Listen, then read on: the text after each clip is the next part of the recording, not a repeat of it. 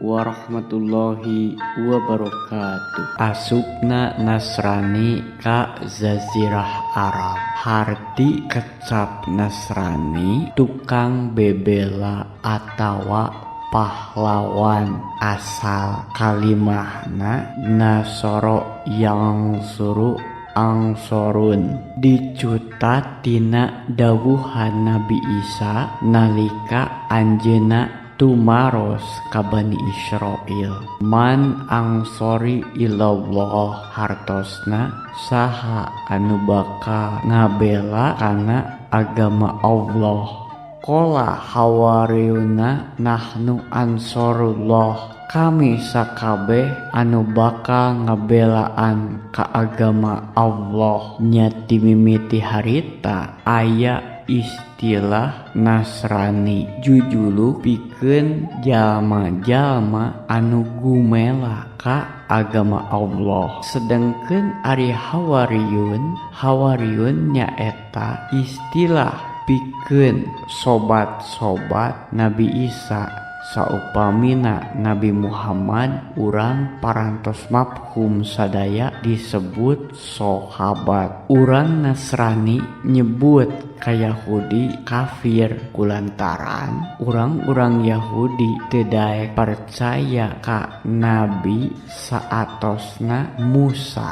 Jadi anu dipercaya ku urang Yahudi mah ti Nabi Musa tug dugi ka Nabi Adam. Pon kitu deui urang Islam nyebut Nasrani sareng ka Yahudi kafir kulantaran Nasrani jeung Yahudi teu daekeun iman kana risalah anu ku Kanjeng Nabi Muhammad sallallahu alaihi wasallam diajarkeun. Kulantaran aya keneh nabi sareng rasul saatosna Musa diutus, tapi maranehanana teu daek wae percaya kana ajaran nabi-nabi saatos Nabi Musa. Nya muncul weh istilah kafir anu ku urang ayeuna digunakeun khusus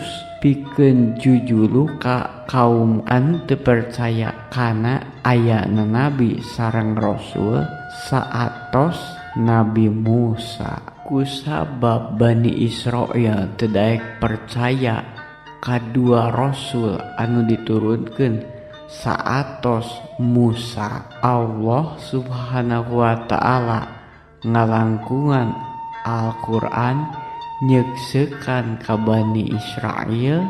A'udzubillahi minasyaitonirrajim. Apa tu'minuna bi ba'dil kitab wa takfuruna bi ba'd. Hartosna naha maraneh iman kana sabagian kitab jeung ingkar kana sabagian anu sejen. Ieu mangrupakeun hal anu kacidadariana. Dugi ka ulama tafsir netelakeun sing saha jalma kaum muslimin muslimat anu coba-coba pipilih kana dawuhan Allah Subhanahu wa taala anu didugikeun ngalangkungan Al-Qur'an, mangka eta jalma taya bedana jeung kafir Yahudi atawa kafir Nasrani. Kusabab anu ngaranna iman kana ajaran Kanjeng Nabi Muhammad Rasulullah sallallahu alaihi wasallam teu kengeng satengah-satengah. Kayakinan hate es tuning kedah buleud ulah ngaran cabang. Di negeri Sam aya hiji panita anu bener-bener ngaji kana Injil. Inyana boga ngaran Finion. Ku suhud-suhudna neuleman eusining kitab Injil. Nya Finion boga rarancang pikeun nyebarkeun agama Nasrani ka negeri Yaman. Anu ceuk pamikir Finion harita Yaman masih keneh ngagem agama Yahudi. Antukna dina hiji mangsa Pinion miang pamaksudan erek mangkat ka negeri Yaman. Di tengah jalan nalika Pinion miang bebarengan jeung kafilah dagang di negeri Sam ngadegdeg ka Yaman, rombongan kafilah teh dicegat ku rampog-rampog anu antukna patelak antara rampog jeung kafilah nepi ka rombongan kafilah anu diiluan ku Pinion bobor karahayuan sarta jadi tawanan.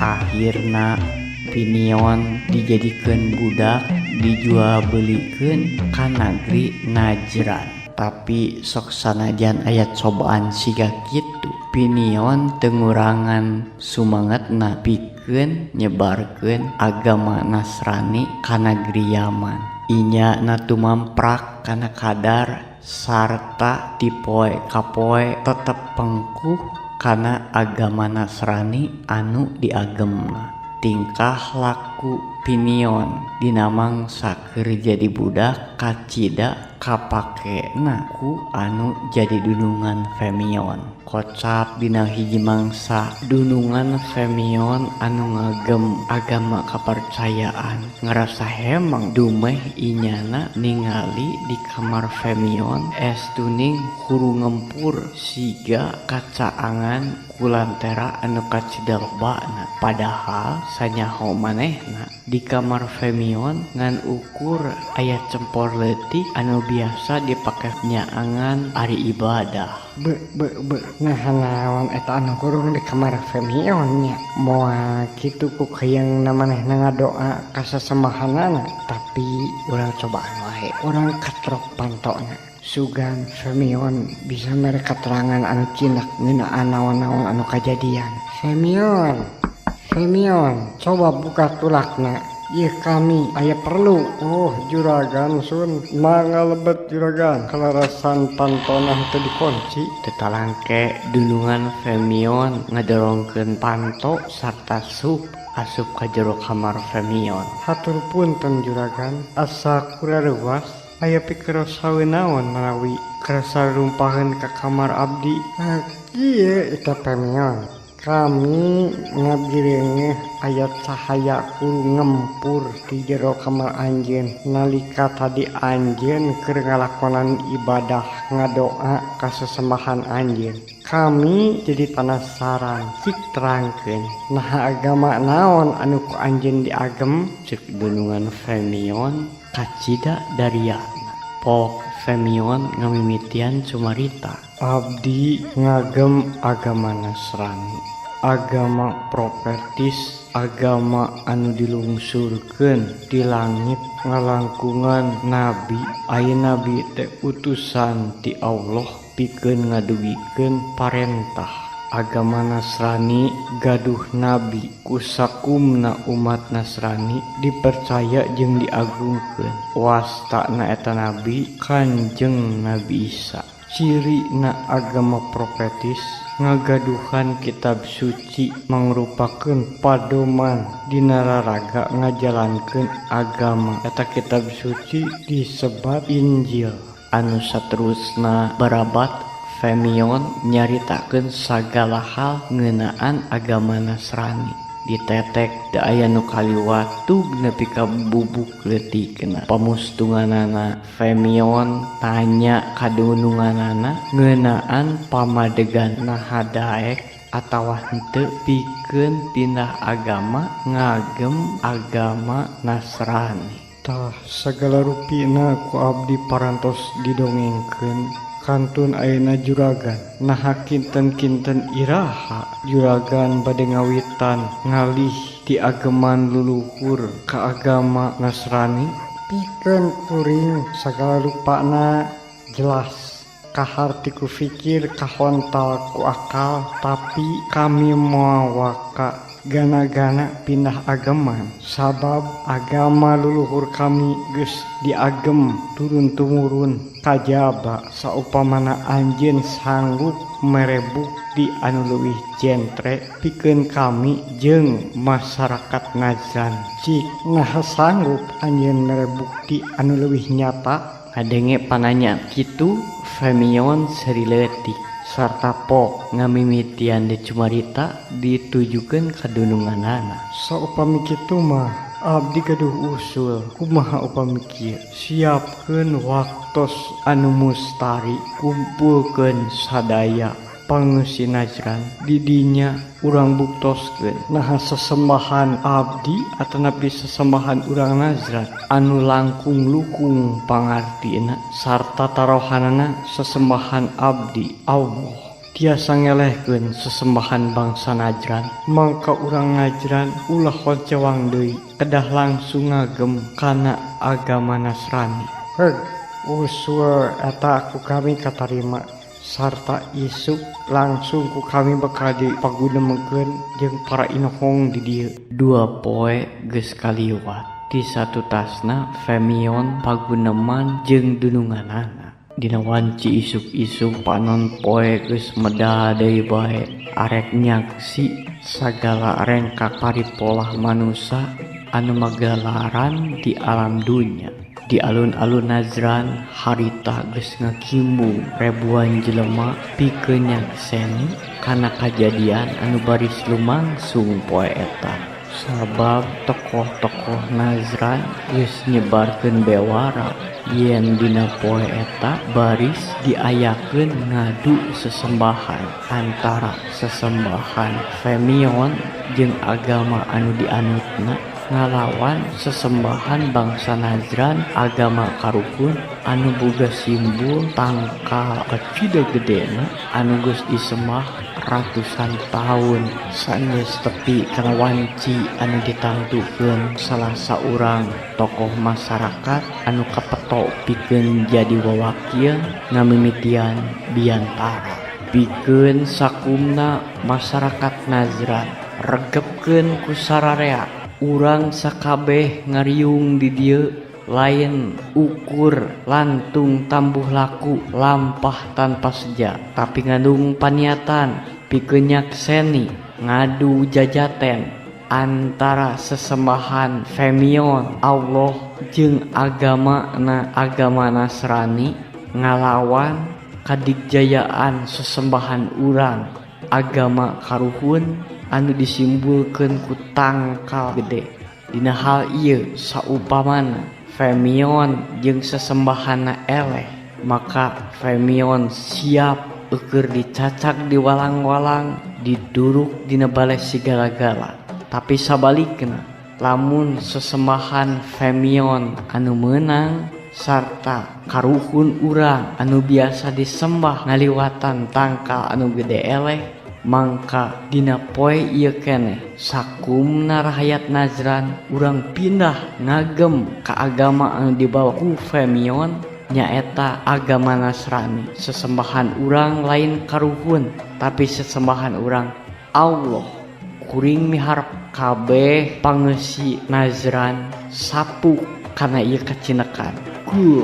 Sakumna rakyat nu aya di dunya surat amal-amalan kolot budak emprah kacida pisan tarikeun jap tah sagala rupana geus jelas ayeuna urang mimitian saraksi ku salarea ulah nepikeun ka aya anu cileureun harita ribuan pasang mata mencrong ka Femion anu didiukeun dina papanggungan ning hareup ka tangkal gede anu baris jadi lawan. Sok Femion nah geus siap pikeun dimimitian. Siap kaulanon.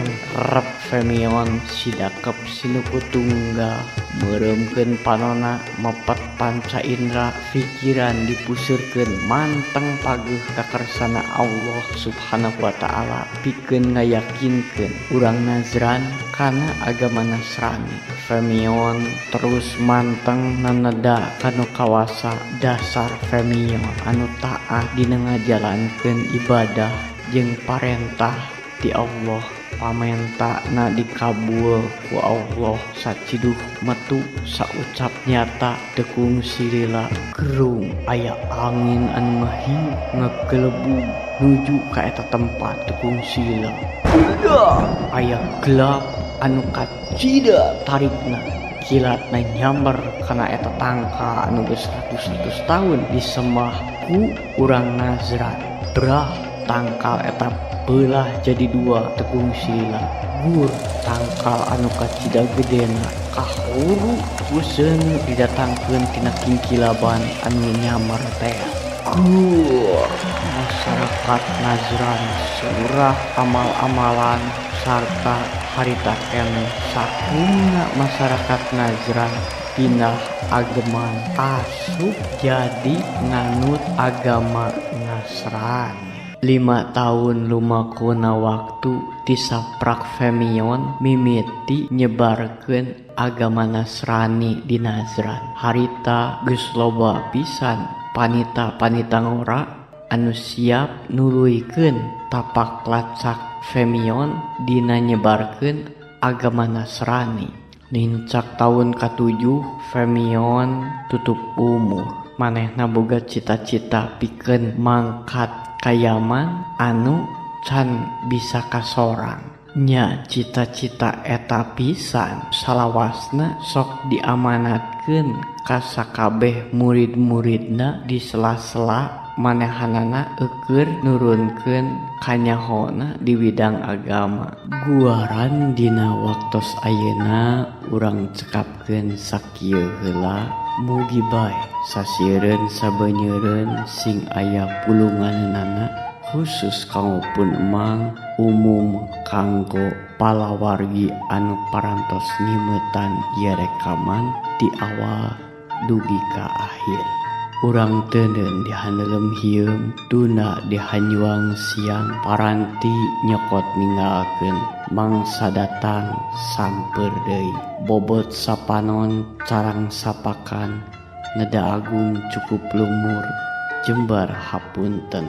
Robbi tu billahi robba wabil islami dina wabil muhammadin nabiyan wa rasulah. Rabbana atina fid dunya hasanah wa fil akhirati hasanah wa qina adzabannar. Wassalamu alaikum warahmatullahi wabarakatuh.